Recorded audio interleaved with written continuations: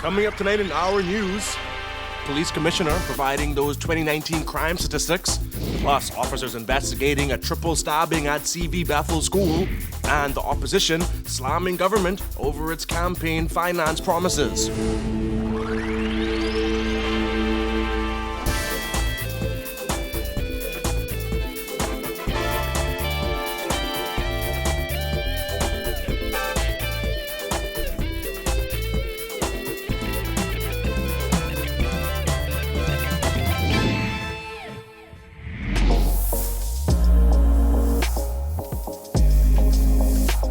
Our News is brought to you by Alive.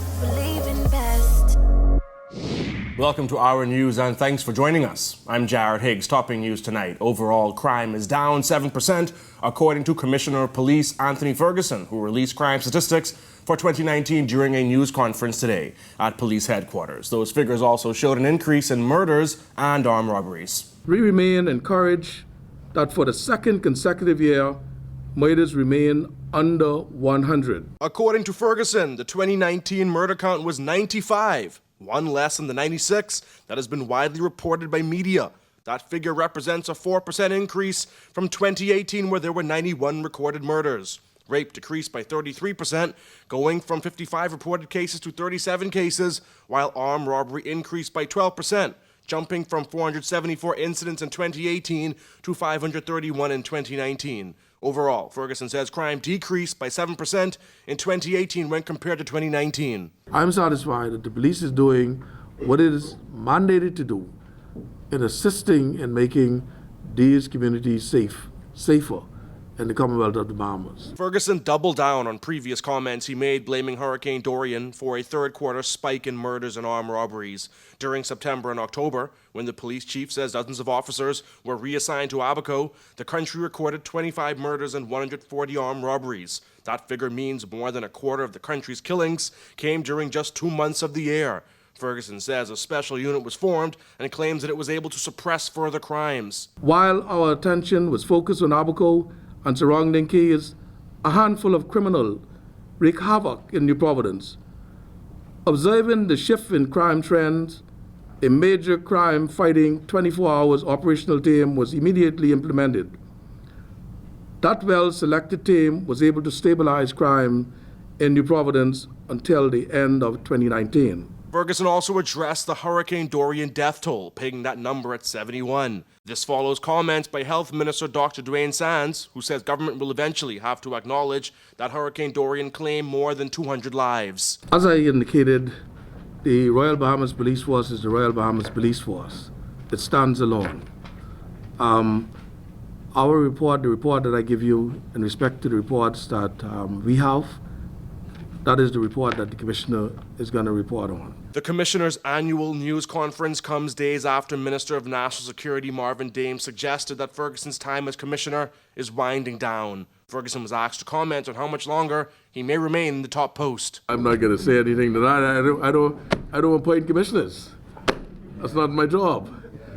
So I'm not going to touch that. Students at CV Bethel Senior High School were dismissed early today after the Bahamas Union of Teachers says 2 male students were stabbed between 11 and 11:30 a.m. Students who claimed they witnessed the fight said the incident was between 2 rival gangs and included 11th grade students. They added that more than 10 boys ganged up on one student. Concerned parent Chrysalis Alwood expressed outrage over the incident. She called out the Ministry of Education to do more to ensure student safety. How much incidents already happened to CV Bethel, which probably we don't even know about, in regarding knives and whatever other weapons that they're not supposed to bring in the school. They have search every morning, as according to my son. Incidents still happen. As something happens, they mellow it down and then they sweep it under the rug. You don't hear about it. But that back area is a major concern. People duck school. People, like, you see children 10 o'clock walking across to the gas station. They're supposed to be in school. The police commissioner addressing police brutality concerns by suggesting that parents of future police officers need to do a better job raising their children. Ferguson says during the recruiting process, officers go out and interview the families of potential candidates and are often told that the candidate is an excellent citizen. He says the police force can only take in who the community sends. By the time you reach the police force, you want no child, eh? You're no child.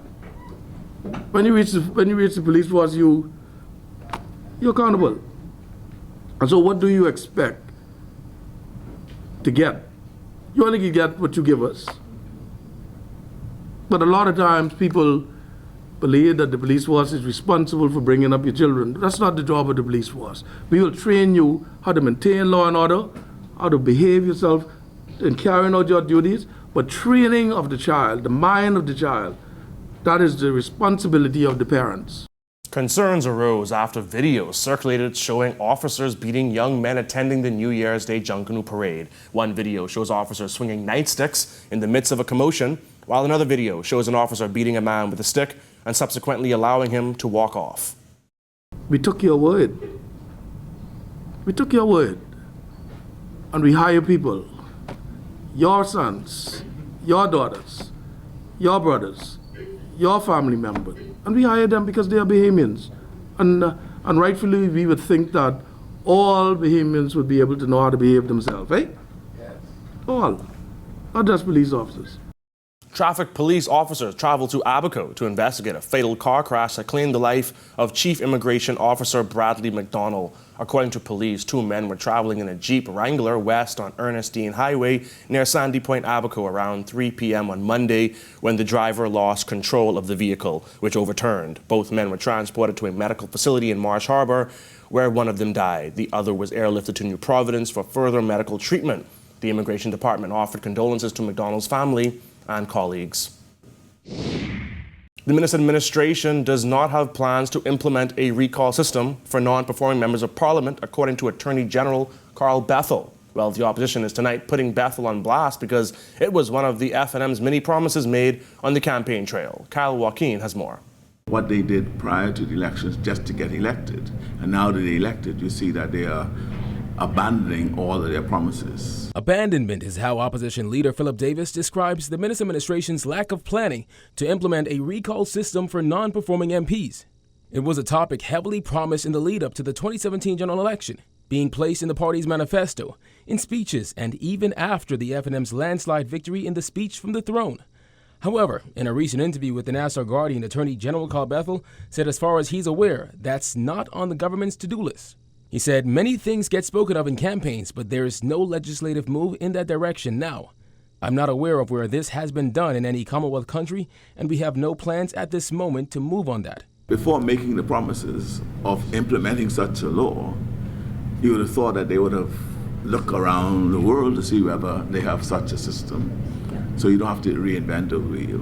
They must have noted that there was such a system. The opposition quick to pounce on Bethel's blunder, pointing to the United Kingdom, which passed the Recall of MPs Act 2015, which allows constituents to be able to recall their MP and call a by-election. The Attorney General is supposed to be not only knowledgeable of the law, he's supposed to be properly advised, but also supposed to be an officer of the court.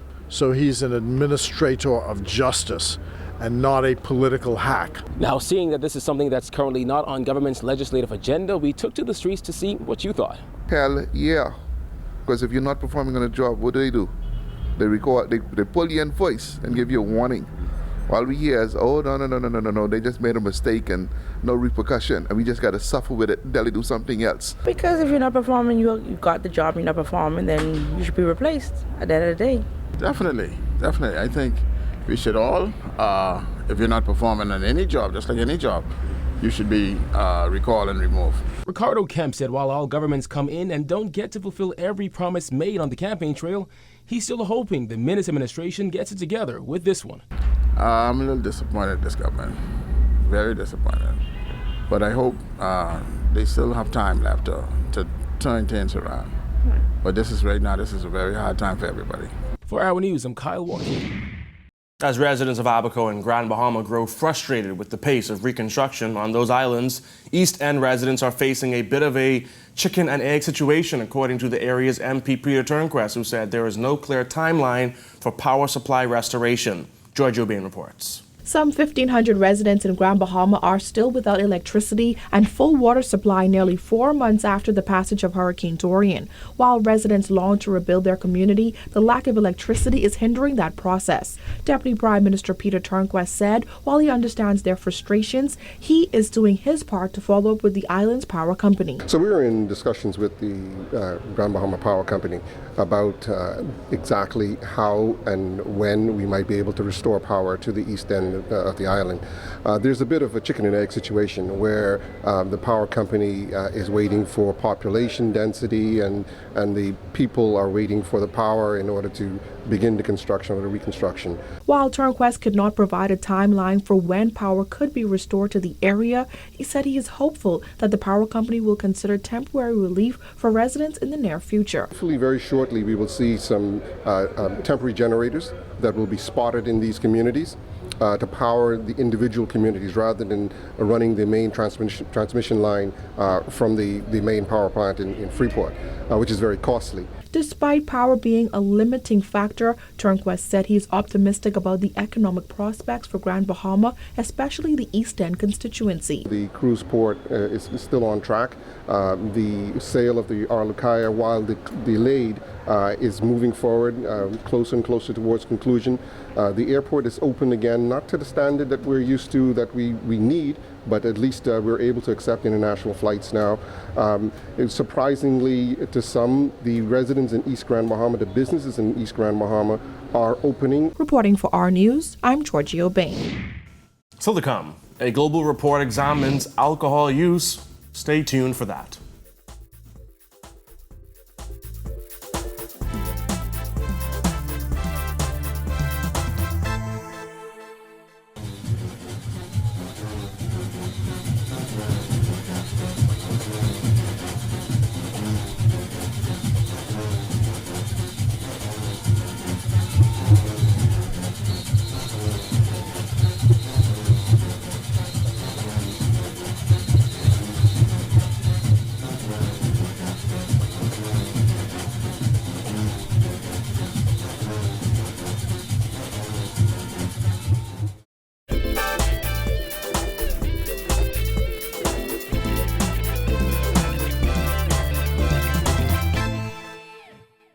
Welcome back. A global status report on alcohol and health has revealed that the Bahamas ranks among the top in the region for alcohol use and disorders, with Bahamian men outranking women in every category. Jasmine Brown takes a look. That report reveals some startling information, including the prevalence of alcohol use in the Bahamas, as well as its impact on health. The recently released report was compiled by the World Health Organization. The methodology used by the WHO calculated alcohol use by persons 15 or older. It broke down alcohol into 4 categories. According to the report, 41% of drinkers consumed beer, 39% consumed distilled beverages, 17% consumed wine, and 3% consumed other alcoholic beverages. Drinkers aged 15 and up consume about 10.1 liters of pure alcohol a day, according to the report, which also revealed that male drinkers consumed more alcohol, with 13.2 liters a day, compared to females who consume 4.7 liters. The prevalence of heavy episodic drinking was also higher in men, with 32.3% of men reported to have heavy episodic drinking. That's compared to 6.6% of women. The global report found that the Bahamas' prevalence of alcohol use disorders is 6.7%. The prevalence of alcohol dependence is 2.8%, and the prevalence of harmful use of alcohol is 3.9%. When it comes to alcohol-attributed deaths, the report revealed liquor accounted for 7.3 male deaths and 1.3 female deaths. Those statistics place the Bahamas among the top countries in the Americas dealing with health consequences sparked by alcohol consumption, beating out countries like Brazil, Cuba, El Salvador, Jamaica, Mexico, and St. Lucia. The report noted that the Bahamas does have a written national policy and action plan for alcohol use. According to the WHO, harmful use of alcohol kills more than 3 million people each year, most of them men. Reporting for our News, I'm Jasmine Brown. Opposition leader Philip Davis has called for the resignation of Bahamasair chairman Tommy Turnquest. This comes a day after Turnquest suggested that he was blindsided when Bahamasair's jets were temporarily banned from carrying out flight services into the United States. Turnquest told Our News that he should have been made aware of issues with the supplier earlier. However, Davis insisted it all boils down to negligence. Well, he's now should be stepping down. He hasn't stepped down yet. He had to be negligent in not doing, either by omitting to follow up, or by failing to understand what is going on in the business. Bahamasair missed the FAA deadline to have navigational kits installed in 3 jets. Though Turnquest said an analysis is underway involving management at the airline, Davis said Turnquest is the head and should have been aware of what was going on. I would have thought he ought to have known about the issue. And as a chairman, you would have that as an item, a continuing item, as a to-do list. And you would have in your to-do list making inquiries, well, where are we with this? That's how the board that I would appoint would have been acting. Yeah, this is a to-do list, and where are we in achieving? Still to come, BPL to secure low interest rates. Stay tuned. To phone to fast internet. How can we show appreciation for the 25 years you've been with Rev? To celebrate our 25th birthday, Rev is rewarding 250 lucky customers with $250,000 cash back. Simply switch to Trio, upgrade to Trio, or pay your bill in full and have your chance to win cash this Christmas. Just call 601-8992 or email us at trio@cablebahamas.com. Rev, you and us together.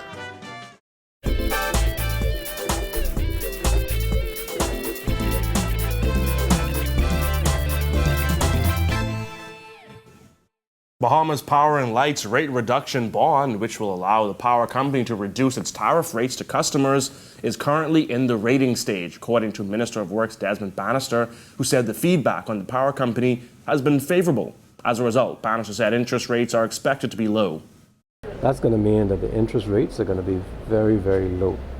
Once that happens, and we look at the kind of interest rates that we would be able to get for BPL, then there's going to be opportunity for Bahamians. And I want everybody to appreciate that. There's going to be opportunity for Bahamians to invest in your utility for the future. And if you look at utility stocks and you look at how they operate, they're not going to go down. So there's going to be wonderful opportunity in this country for Bahamians to take some of their funds, invest in that utility, and invest in the future of power generation in this country. And that's going to be really, really good opportunities.